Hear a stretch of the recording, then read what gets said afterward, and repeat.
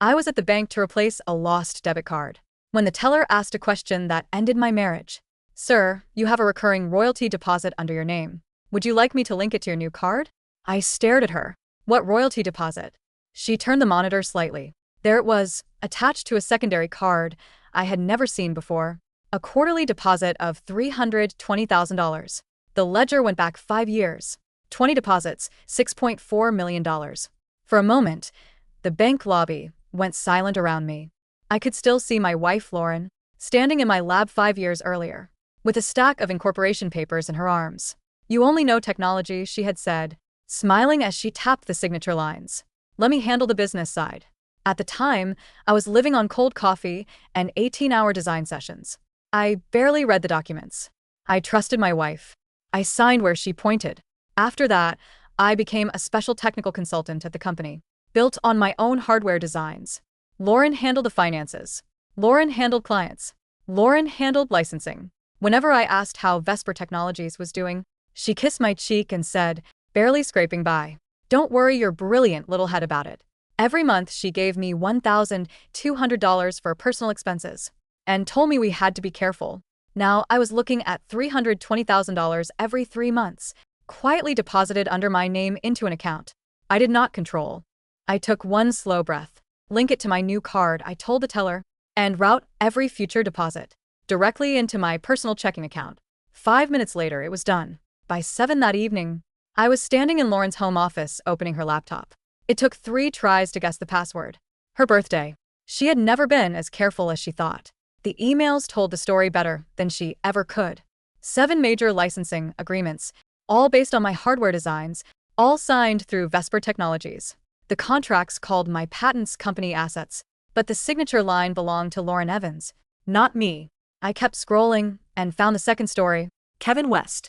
At first, his messages were professional licensing fees, foreign clients, investor introductions. Then they became warmer than intimate. I found photos from Paris, Singapore, Dubai, Lauren leaning against him in hotel bars, her hand on his chest, smiling in a way she had not smiled at me in years. Every trip she had called investor relations had a different backdrop. And the same man. 5 years of stolen work, 2 years of adultery, and all I had received was a monthly allowance and a pat on the shoulder. At 2 a.m., someone pounded on the front door hard enough to shake the frame. Lauren stood under the porch light, mascara-smudged hair, wild from the airport. "Larry, are you insane?" She pushed past me and grabbed my shirt. "Why did you touch that account? Do you have any idea what you've done?" Looked at her hands on my collar. "I was about to ask you the same thing." For half a second, fear crossed her face. Then she stepped back and rebuilt herself. "It's operating capital," she said. "You can't freeze Vesper's money because you got emotional. A royalty deposit under my name is operating capital." Her mouth tightened. "So you went through my laptop?" "Yes." Lauren walked to the sofa, pulled a slim silver case from her purse, and lit a cigarette. In 5 years of marriage, I had never seen her smoke fine. She said, "Kevin and I have been together for 2 years." She said it like she was reporting the weather. "You were comfortable, Larry. You had your lab, your books, your little routine. Why blow up a system that worked?" Worked for whom? For everyone who understood their role. That was the first time she stopped pretending. She told me. The licensing agreements were executed under Vesper's corporate seal. She told me the money belonged to the company. She told me I had signed the paperwork years ago. Then she looked at me with something almost like pity. "You're an engineer. You understand circuits, not corporate law. Don't embarrass yourself." The next morning, Kevin West waited outside our community gate in a black Porsche. He lowered the window and smiled. "You must be Larry." Kept walking. "Lauren said you had a rough night," he called. I thought I'd clear the air. I stopped. Kevin stepped out, wearing a charcoal suit that looked more expensive than my car. "I respect your work," he said. "Truly, the engineering is excellent, but raw technology is useless without people like Lauren and me to commercialize it." He pulled out a checkbook, $100,000. "Unlink the account, sign a waiver, and stop digging into Vesper." I looked at the check. My patents had produced $6.4 million in hidden royalties. And my wife's lover was offering me pocket change to go back to being grateful. "No," Kevin's smile thinned. "Don't be stupid. Once I leave, the offer goes to zero." He drove away before I could answer. Instead of going to work, I went downtown. County records first, then the state patent directory, then every public corporate filing I could pull on Vesper Technologies. By noon, I had the first real weapon. The 7 licensing deals were under Vesper's name. Yes, but the original patent filings were not. Registered inventor and sole owner Larry Evans. Lauren had never transferred ownership of the intellectual property to Vesper. The agreement I signed 5 years ago only gave the company an exclusive license to use and sublicense my patents. And buried in the boilerplate was one sentence Lauren had apparently never bothered to fear. The licensor reserves the right to terminate the license upon 60 days written notice. In the event of material dispute or restructuring. I read it twice, then a third time. If I terminated the license, Vesper's entire product line would become unauthorized in 60 days. Every device, every contract, every sale built on my designs would turn into willful infringement. A $9 million annual operation would be standing on air. That afternoon, I met Cynthia Mitchell, a senior partner at an intellectual property firm. She reviewed the agreement with a red pen and nodded. You own the patents. Vesper has the license. You can terminate with 60 days notice. There is no veto clause. If they keep manufacturing after that willful infringement. Good. We drafted the termination notice and cease and desist letter. I told her not to send them yet. One letter would hurt Lauren. I wanted the whole structure. On the way home, I bought a voice-activated recorder and put it in my breast pocket. For the next several days, I stopped arguing. When Lauren asked whether I had thought things through, I lowered my eyes and said, "You were right. I don't understand business." Relief softened her shoulders. "I knew you'd come around," she said, touching my arm. "Just focus on your work. Let me carry the heavy things." 10 minutes later, she stepped onto the balcony and called Kevin. "He's quieted down," she said, laughing softly. "He's just an academic." A few sharp words, and he crawled back into his shell. The recorder caught every word. On the 8th day, Lauren's mother, Helen, came over for dinner. She did not even remove her coat. "Lauren told me about your little stunt," she said. "I don't know what you're complaining about. She feeds you, keep the house running, handles the pressure. You're a lab rat, Larry. Why are you clawing at things you don't understand?" Lauren sat beside her with a gentle practice smile. Helen slid a new debit card across the table. "Your allowance is going up to $1,500 a month. That's an extra $300 more than fair." I picked up the card. My work had generated millions a year, and they expected me to thank them for $300. "Thank you," I said. The recorder caught that too. On the 10th day, Cynthia sent me an encrypted file. Kevin West had been issued a 25% equity stake investor 3 months earlier. His contribution was listed as intellectual property and technical assets. I laughed once alone in my office. Kevin did not know how to design a circuit board. He had used my patents to buy himself a quarter of my wife's company. Then Cynthia sent the second page. The shareholder agreement contained an automatic forfeiture clause. If the core patent licensing agreements were terminated, Evan West's entire 25% stake would immediately revert to the company treasury. So, if I pulled my license, Vesper lost its products, Lauren lost her golden goose, and Kevin lost the shares he had obtained with my stolen work. It was almost elegant. By the 15th day, Cynthia called. "The package is ready in her conference room." 4 folders waited on the table. She tapped the first patent termination notice. Once served, the 60-day clock starts. Vesper must stop manufacturing anything using your patents. The second regulatory complaint, Kevin claimed a technical asset contribution using designs registered to you. That is potential corporate fraud and illegal share issuance. The third minority shareholder oppression suit. You own 15% of Vesper and were denied disclosures, distributions, and governance rights. The fourth divorce petition, adultery, dissipation of marital assets, and forensic transfers, showing over $1.8 million from Vesper-linked accounts to Kevin. Over 2 years. I placed the recorder beside the folders. 70 hours, I said. Lauren admitting she hid the revenue. Kevin trying to bribe me. Helen calling me a lab rat for wanting answers. Cynthia played 3 clips. By the time the third ended, she was smiling without warmth. Judge is going to hate them. She closed the folders. "Are you sure you want to serve all 4 at once?" I looked at the stack of paper. For 5 years, Lauren had let me believe I was useless outside the lab. She had paid me an allowance for my own invention, moved her lover into my company with my patents, and called it business. "They still think I'm quiet," I said. "They still think I'll fold if someone speaks loudly enough." My phone buzzed, a message from Lauren. "Kevin is coming over tonight. We need you to sign one last cleanup document." So this nonsense can finally be over. Be reasonable, Larry. Cynthia read it over my shoulder. Then she looked at the 4 folders. I smiled, actually. I said, let's serve them while he's there. The rain against the living room window of the house in Bellevue had a flat, metallic sound. It was 8:15 p.m. when Kevin West's black Porsche idle rumbled in the driveway, its headlights sweeping across the wet cedar siding before cutting out. Inside, Lauren was already setting up. She had cleared the oak dining table, the one we bought with my first small consulting check 6 years ago, and laid out 3 copies of a heavy, cream-colored document bound in black plastic combs. Beside them sat a Mont-Blanc rollerball pen. He's here, she said, not looking at me. She was adjusting her collar in the reflection of the glass front cabinet. Her movements were precise, practiced. Let's keep this professional, Larry. No emotional outbursts.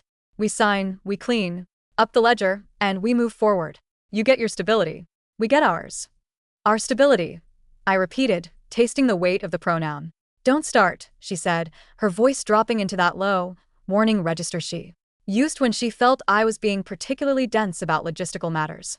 We've discussed this. You have your work.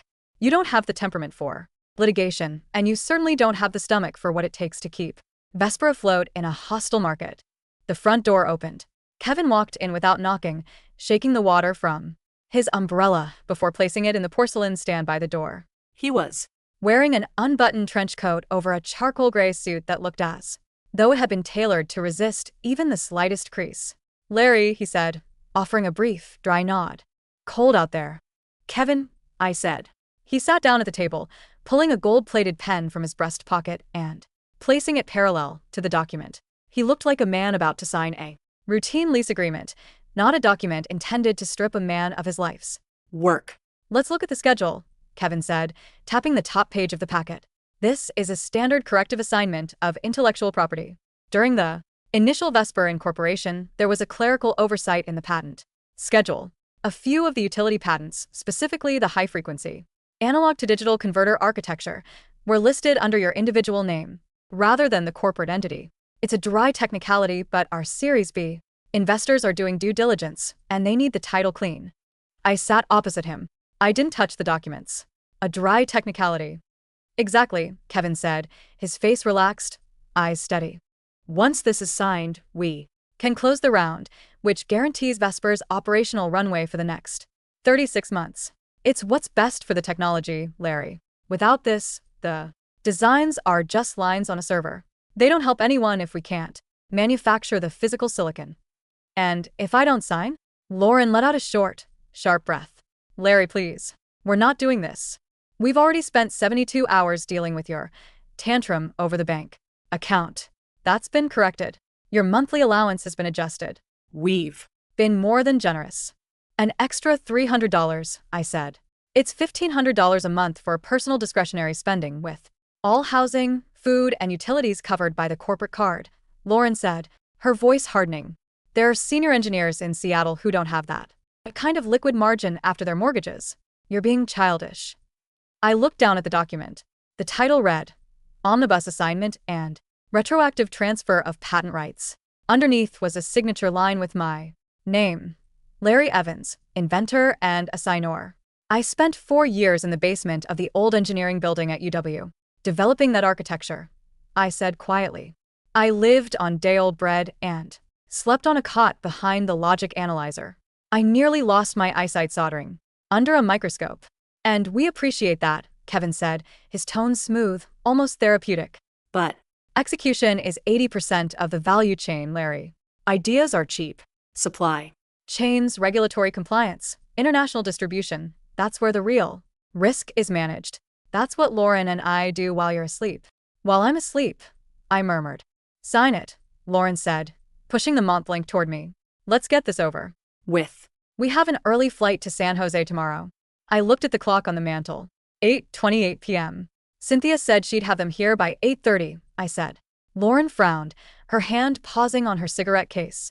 Who is Cynthia? Before she could finish the question, the doorbell rang. 3 firm, heavy raps. That rattled the glass panes. Are you expecting a delivery? Lauren asked, her eyes narrowing. You could say that, I said. I didn't get up. I simply waited. After a few seconds of silence, Lauren walked to the hallway, her heels clicking sharply against the hardwood. I heard the lock turn, followed by the low, flat voice of a middle-aged woman. Lauren Evans? Yes. My name is Sarah Miller. I'm a registered process server with the state of Washington. I have legal documents for you and for Mr. Kevin West. Are you authorized to accept service on his behalf? What is this? No, he's. I'll take them. Kevin's voice cut in, his smooth professional veneer slipping. For a fraction of a second as he stood up and stepped into the hallway. Is this some kind of zoning dispute? We've already resolved the easement issues with the city. This isn't the city, I said, rising from my chair and walking to the doorway of the kitchen. The process server handed 2 thick, heavy blue-backed folders to Lauren and another 2 to Kevin. You've both been served. Have a good evening. The door closed, leaving only the sound of the rain and the crinkle of legal-grade bond paper as Lauren stared down at the documents in her hands. The top sheet of her folder was bright pink, a civil summons from the King County Superior Court. Larry, Lauren said, her voice small, the register completely gone. What is this? That, I said, is the system working? Kevin didn't look at the pink sheet. He went straight to the second page of his folder, his eyes scanning the text with the rapid, practiced efficiency of a corporate executive. But as he read, the color slowly drained from his neck, leaving a blotchy, uneven red along his collar. This is a joke, he said, though his voice lacked its usual weight. A temporary restraining order on corporate assets? On what grounds? On the grounds that Vesper's entire product line is based on unauthorized use of my intellectual property, I said. And that you, Kevin, used those same patents as a non-monetary asset contribution to acquire 25% of Vesper's common stock. That's corporate fraud, Kevin. You registered an asset you didn't own. You signed the license, Lauren shouted, her hand shaking as she flipped through the pages. The incorporation agreement from 5 years ago. It's right here in our files. You gave Vesper exclusive use. I gave Vesper an exclusive license. I corrected her. I did not transfer the ownership. There is a distinction under Title 35 of the U.S. Code. A license is a contract. A patent is property. And under Section 14, Paragraph C of that license, the part you didn't bother to read because you thought I was too stupid to hire a competent attorney, the licensor retains the unilateral right to terminate the license with 60 days written notice in the event of a material dispute. We'll dispute the termination, Kevin said, his fingers tightening on the folder until the cardboard creaked.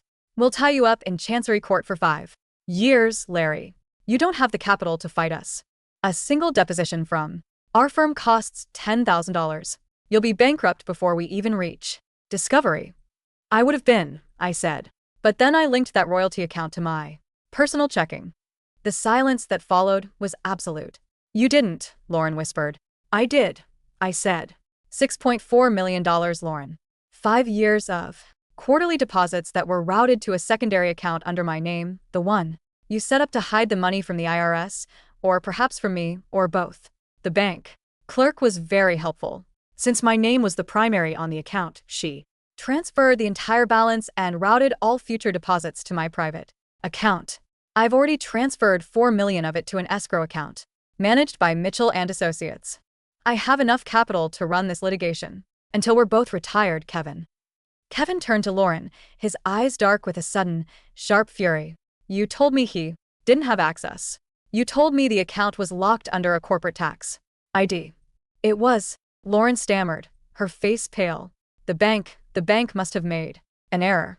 It was linked to his SSN for tax pass-through purposes. Larry, you can't do this. That money belongs to the company.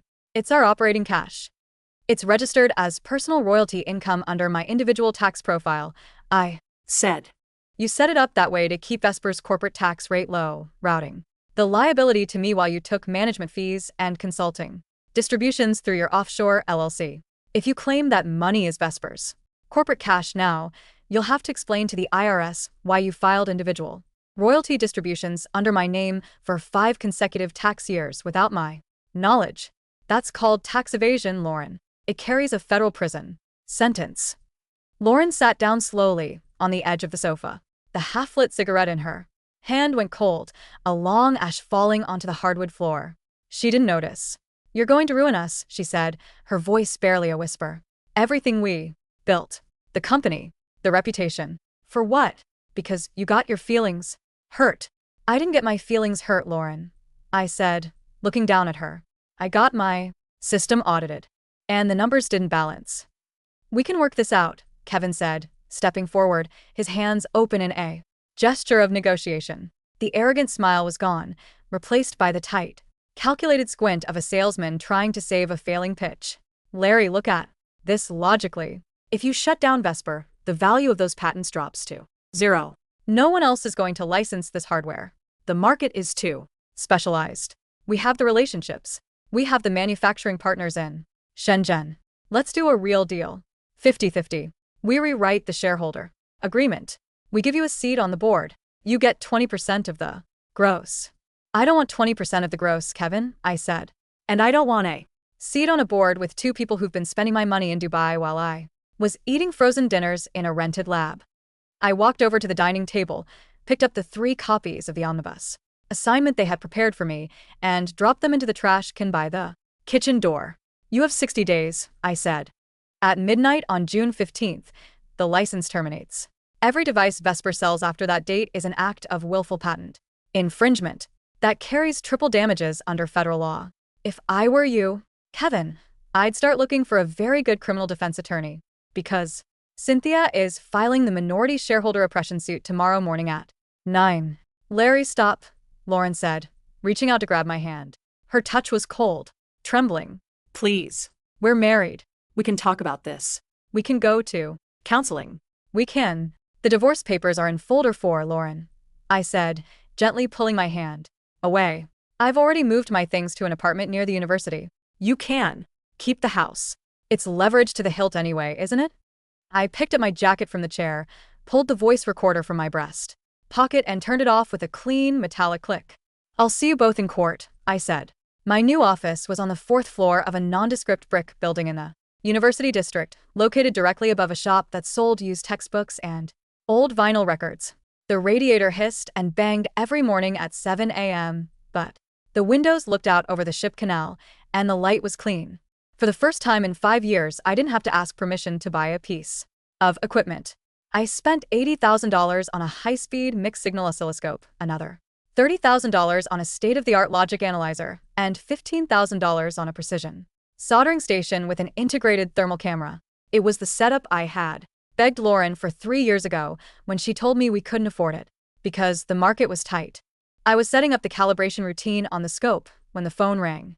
It was Cynthia Mitchell. Larry, she said, her voice crisp and dry. The first wave of filings has hit. Vesper's outside counsel just called me. They're panicking. What's their move? I asked, balancing the phone between my shoulder and ear as I adjusted the probe ground leads. They're asking for a temporary stay on the license termination, Cynthia said. They claim that 60 days is insufficient time to transition their product line and that halting production will cause irreparable harm to their existing client contracts. They're trying to find a judge who will grant an emergency injunction to keep the license active until a full trial can be scheduled. Will they get it? Not with the evidence we filed, Cynthia said, and I could hear the dry satisfaction in her voice. We submitted the forensic accounting report showing the $1.8 million Lauren transferred to Kevin's personal accounts under the guise of marketing consultancies. We also submitted the audio files of Kevin offering you $100,000 to stop digging. That's not a business dispute, Larry. That's a pattern of fiduciary fraud. No chancery judge is going to grant equity relief to a party with unclean hands. What about the patent transfer? They've realized they're trapped, Cynthia said. Kevin's lawyers are trying to argue that there was an implied assignment of the patents at the time of incorporation because Vesper was built around the technology. But the patent office is very clear. Assignments must be in writing. There is no such thing as an oral or implied transfer of a federal patent title. You own them, Larry. Lock, stock, and barrel. Have they served their answer yet? No. They're begging for a settlement conference before they have to file a formal response. Once the response is filed, it becomes a public record. The tech press will pick it up within 48 hours. If Vesper's corporate clients find out their core hardware provider is facing a total shutdown over patent infringement, Vesper's stock will be worth less than the paper it's Printed on. I looked at the green trace on the oscilloscope screen. It was a perfect sign. Wave. Clean and uninterrupted. Schedule the conference, I said. But not in their offices. And not in yours. Tell them we'll meet at the Vesper facility in Tukwila. There was a brief pause on the line. Why there? Cynthia asked. Because I want to see the assembly line when I turn it off, I said. The Vesper assembly facility in Tukwila was a 15,000 square foot warehouse that smelled of flux, isopropyl alcohol, and industrial air conditioning. It was where the semi-finished circuit boards from our manufacturer in Shenzhen were received, inspected, populated with the final proprietary chips, and tested before being boxed and shipped to our industrial clients. When Cynthia and I arrived at 10 a.m. on a Tuesday, the line was running. I could hear the rhythmic clack hiss of the pick-and-place machines and the low hum of the burn-in ovens. Lauren was waiting in the small, glass-walled conference room overlooking the production floor. She looked older than she had 2 weeks ago. The sharp, tailored lines of her suit seemed slightly too large for her, and there were dark, purple shadows under her eyes that even her heavy makeup couldn't fully conceal. Kevin sat next to her, accompanied by 2 men in dark blue suits with identical leather briefcases, partners from a prominent intellectual property firm in Seattle. There was no small talk. We sat down, and Cynthia immediately laid a single sheet of paper in the center of the table. This is our terms sheet, Cynthia said. It is non-negotiable. One of Kevin's lawyers, a man named Henderson with graying hair and a sharp, hawk-like nose, pushed the paper back with one finger without looking at it. Mrs. Mitchell, let's be reasonable, Henderson said. Our clients acknowledge that there have been administrative irregularities in the management of Vesper's accounts. We are prepared to offer Mr. Evans a lump sum payment of $2 million to settle all claims, including a full assignment of the disputed patents and an expedited dissolution of the marriage with no further claims on marital assets. $2 million. Cynthia laughed. It was a short, dry sound that had no humor in it. My client's patents generated $6.4 million in royalties over the last 5 years alone, Mr. Henderson. And that was under a licensing structure that was artificially depressed by your client's creative accounting. Vesper's gross revenue last year was $9.2 million. The projected value of the next 3 years of contract delivery is $27 million. $2 million is an insult. Mr. Evans doesn't have the infrastructure to exploit these patents on his own. Henderson countered, his voice rising slightly. If he pulls a license, the contracts go away. The Shenzhen manufacturer will not work with an individual inventor who has no commercial history. The product dies, the market moves on, and Mr. Evans is left with folders of worthless paper. Actually, I said, speaking for the first time, the Shenzhen manufacturer has already agreed to work with me. Kevin stiffened. What? I pulled a small, blue USB drive from my pocket and slid it across the table. That's a copy of the Memorandum of Understanding I signed yesterday with Legend Circuits in Shenzhen. They're the ones who manufacture the physical board layer for Vesper. I've known their lead engineer, Mr. Chen, for 6 years. We used to spend hours on Skype troubleshooting the high-speed trace impedance issues when we were setting up the first production run. I leaned forward, looking directly at Kevin. Mr. Chen doesn't care about Vesper's corporate seal, Kevin. He cares about who designs the silicon. He knows that without my firmware updates, the boards you're importing are just green fiberglass. I've already registered a new entity, Evans Microsystems. If Vesper goes under, Legend Circuits will transition our existing production lines to my new company within 48 hours. That's tortious interference. Lauren cried out, her face flushing red. You're stealing our supply chain. Your supply chain was built on my patents, Lauren, I said. And since the license is terminating in 45 days, you won't have a product to manufacture anyway. I'm not interfering with anything. I'm simply offering a clean transition for our manufacturing partners so they don't lose their margins when you default on your contracts. Henderson leaned back in his chair, exchanging a quick, tense look with his colleague. The second lawyer, a younger man, began typing rapidly on his laptop. What do you want, Larry? Lauren asked. Her voice was cracked, stripped of the smooth, patronizing tone she had used on me for 5 years. You want to destroy me? Is that what this is? After everything we were to each other? What we were to each other was a business model, Lauren, I said. Only I was the only one who didn't know I was the product. Cynthia tapped the terms sheet in the center of the table. Here are the conditions. First, Immediate dissolution of Vesper Technologies. The company's assets will be liquidated, with 70% of the remaining capital assigned to Mr. Evans as restitution for the unauthorized diversion of royalty funds. Second, full termination of the patent license. The intellectual property remains the sole and exclusive property of Mr. Evans. Third, Kevin West will forfeit his entire equity stake in Vesper under Section 8 of your own shareholder agreement. Since the core license is being terminated for cause, your shares are subject to automatic forfeiture. You leave with nothing, Mr. West. Kevin's jaw tightened so hard I could hear the click of his teeth. I have 5 years of sweat equity in this company. I brought in the Series A investors. I built the distribution network. You built it with stolen goods, Cynthia said.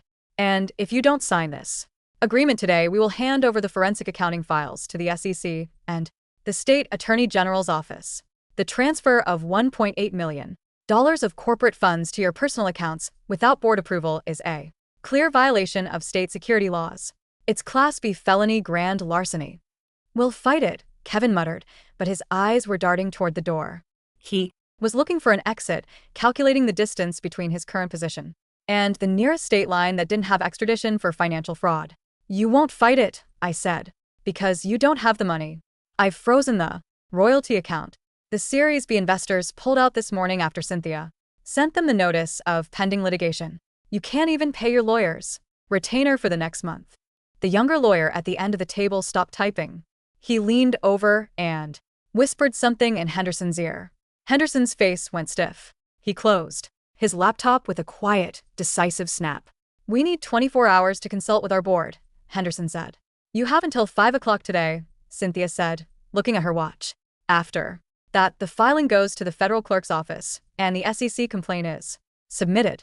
The choice is yours. A clean, quiet liquidation, or a very public, very loud prosecution. It was 3 p.m. when I returned to my lab. I was expecting the silence, but instead, I found Helen, my mother-in-law, sitting on the wooden stairs outside my door. She was wearing her mink coat despite the damp spring air, her designer handbag clutched tightly in her lap like a shield. As I walked up the stairs, she didn't get up. She looked at me with the same cold, dismissive squint she had used when Lauren first brought me home to her family's house in Medina, the look of a woman inspecting a muddy boot on an expensive rug. You've certainly made a mess of things, Larry, she said, her voice thin and sharp. Helen, I said, stopping 3 steps below her. You're a long way from the country club. Don't be insolent, she said, standing up and smoothing her coat. I've just come from Lauren's house. She's hysterical. She spent the last 2 hours packing her things because some cheap lawyer you hired has threatened to take the house. The house is leveraged, Helen, I said, keeping my hands in my pockets. Lauren used it as collateral for a $3 million line of credit to fund Vesper's marketing push in Europe. Since Vesper is being liquidated, the bank is calling the loan. I'm not taking the house. The bank is. And you're just going to stand by and let that happen? Helen stepped down, her face inches from mine. I could smell her expensive perfume, thick and heavy with lavender and dry powder. She is your wife, Larry. For 5 years, she took care of you. She gave you a home. She handled the world, so you could sit in your little room and play with your wires. She took $6 million of my royalties, Helen, I said, my voice steady, devoid of the anger she was trying to provoke. She paid her lover's personal expenses with corporate cash. She gave me $1,200 a month while she was staying at the Ritz-Carlton in Paris. If that's taking care of me, I think I'd prefer to take care of myself. You're an ungrateful little man, Helen hissed, her fingers tightening around her bag. You were nothing when she found you, a graduate assistant living in a basement, wearing shirts with frayed collars. We gave you status. We gave you a family. No, I said. You gave me a ledger. And you expected me to be grateful for the crumbs you dropped while you lived off the loaf I baked. I reached into my pocket, pulled out the keys to the lab, and unlocked the door. If you want to help Lauren, Helen, I suggest you sell some of your shares in the Medina house, I said, stepping inside. Because she's going to need about $200,000 for her half of the IRS back taxes once the audit is complete. Larry, Helen called out as I began to close the door. You won't survive this. You don't know how the world works. You're just a lab rat. A lab rat, I said, looking at her through the gap in the door. Who owns the maze? I clicked the lock shut. The silence that followed was the cleanest sound I had heard in 5 years. At 4:45 p.m., Cynthia's assistant received the signed settlement document via secure PDF. Kevin West had signed. Lauren Evans had signed. The agreement was devastating in its precision. Vesper Technologies was to enter voluntary Chapter 7 liquidation within 72 hours. All remaining corporate cash, approximately $4.2 million after outstanding supplier invoices, were cleared, was to be deposited into an escrow account for Larry Evans as restitution for unpaid royalties and diverted assets. The patent license was terminated immediately. The 25% equity stake held by Kevin West was declared null and void. His contribution of technical assets recognized as fraudulent. But the most satisfying clause was the last one, drafted by Cynthia with a cold, surgical hand. The parties agree that all files, financial records, and correspondence of Vesper Technologies shall be preserved and made available to the forensic accounting firm of Evans Microsystems for a period of 5 years. Any discovery of further diverted assets shall result in an automatic triple damage penalty, payable individually by Lauren Evans and Kevin West. I spent the next 3 days at the Tukwila facility, supervising the physical inventory of the hardware. The assembly line was silent now. The pick-and-place machine sat idle under gray plastic dust covers. The girls who worked the testing stations had been paid their severance, funded entirely from the corporate cash we had recovered, and had gone home. On the third afternoon, Lauren came in to collect her personal belongings from her office. She carried a single cardboard box. She had always been so organized. Her entire corporate life fit into a 12 by 12 by 12-inch space. I was standing by the loading dock, watching the shipping manager log the last of the silicon wafers we were returning to the manufacturer for credit. Larry, she said, stopping a few feet away. She wasn't wearing her heels today. She was in flat leather shoes that made her look shorter, more vulnerable. Lauren, I said. Are you really going to start a new company? She asked, looking out over the quiet warehouse. I've already started it, I said. Evans Microsystems. I've leased a small facility in Redmond. We start assembling the next generation of analog to digital converters next month. You always hated the business side, she said, a faint, bitter smile touching her lips. You used to get a headache just looking at an invoice. I hated the business side because you told me I was too stupid to understand it, I said. Once I actually started reading the contracts, I realized it's just logic. Input, output, feedback loops. It's much simpler than a circuit board, Lauren. A circuit board has to obey the laws of physics. Business only has to obey the law of the land. She looked down at her box. Kevin's gone, she said quietly. He left for California yesterday. He's trying to raise capital for a new venture in Irvine. He didn't even say goodbye. Kevin is a salesman, I said. Once the product is gone, the salesman moves to another territory. I loved you, Larry, she said, her voice dropping, trying to find that old, soft note from our first year in the graduate apartments. In the beginning, before the money got so complicated. I looked at her, and for the first time in weeks, I didn't feel anger. I didn't feel triumph. I just felt the flat, clean indifference of an old design that had been replaced by a more efficient model. The money was never complicated, Lauren, I said. The arithmetic was very simple. You just forgot that eventually, every account has to be reconciled. She stood there for a long moment, as if waiting for me to say something else, to offer some small gesture of comfort, some crack in my cold, technical exterior. But I only looked back at her, my clipboard in my hand, my pen ready to log the next crate of silicon.